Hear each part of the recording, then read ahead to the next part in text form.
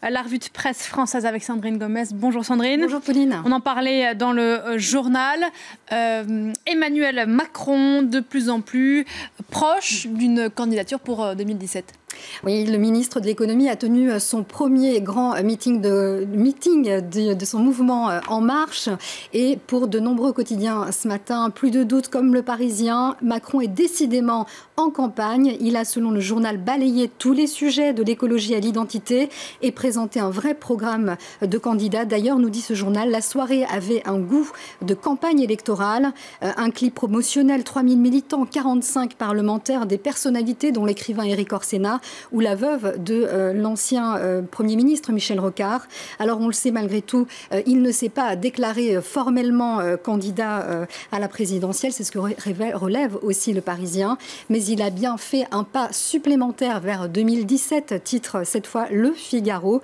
Un pas assez petit pour ne pas franchir la ligne rouge, poursuit le journal de droite. Décryptage de Cécile Cornudet dans Les Échos. Emmanuel Macron veut la place de celui qui l'a fait roi mais sans porter de coups contre lui. C'est un tueur sans couteau, dit-elle. Il fait le pari qu'il n'y aura pas d'affrontement avec le président sortant, qu'il y aura un élan venu du pays lorsque ses propositions seront connus, écrit l'éditorialiste. Bref, il espère que François Hollande, au plus bas, renoncera tout simplement à se présenter et qu'il assumera la suite. Il a d'ailleurs longuement remercié François Hollande lors de son discours. François Hollande qui a, lui, du mal à rebondir en ce moment. Oui, un président qui doit désormais faire face à une nouvelle polémique qui a été révélée par le Canard enchaîné. Il s'est offert un coiffeur à 9 895 € par mois. Un coiffeur qui le suit partout dans ses déplacements. Un job à haut risque, nous dit le journal satirique, qui a valu d'ailleurs au coiffeur un contrat quinquennal dès 2012. Explication du Canard, le brushing présidentiel n'a pas de prix, mais il s'arrache les cheveux en ce moment, François Hollande, car il doit écrire son discours pour le 14 juillet et il est à la recherche de la formule miracle, titre en couverture L'Opinion. Car il espère bien se relancer, François Hollande, à l'occasion de la fête nationale. Et c'est pas gagné, nous dit l'Opinion, qui cite ici un proche du président qui lui aurait demandé, il y a quelques jours au sujet de son discours, « Tu n'as pas une idée ?»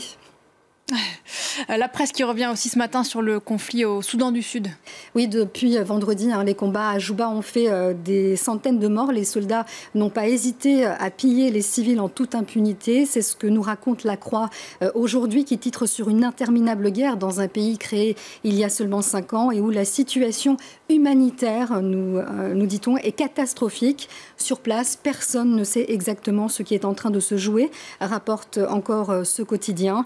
S'il y a eu un cessez-le-feu lundi soir lancé par le président Salva Kiir, en province, la situation n'est pas plus calme. Des groupes armés ont profité de cette guerre entre l'ethnie Dinka et Nuer et les Nuer pour contrôler des pans entiers du pays. Voilà, Djouba, effectivement, la situation était relativement calme ces dernières heures. Autre sujet très présent dans la presse française ce matin, l'arrivée de Theresa May à la tête du Royaume-Uni. Oui, la Première ministre va avoir plusieurs défis qui s'offrent à elle. Et le premier, c'est celui de la réconciliation au sein des Tories. Elle va devoir composer, nous dit Les Échos, un gouvernement uni et trouver un équilibre dans son équipe entre ceux qui ont fait campagne pour et ceux qui ont fait campagne contre le Brexit. C'est donc le défi de la réconciliation. Et l'autre défi pour la Première ministre, ce sera d'imposer un nouveau virage au pays. Titre cette fois La Croix en couverture, un virage économique pour une meilleure répartition des richesses.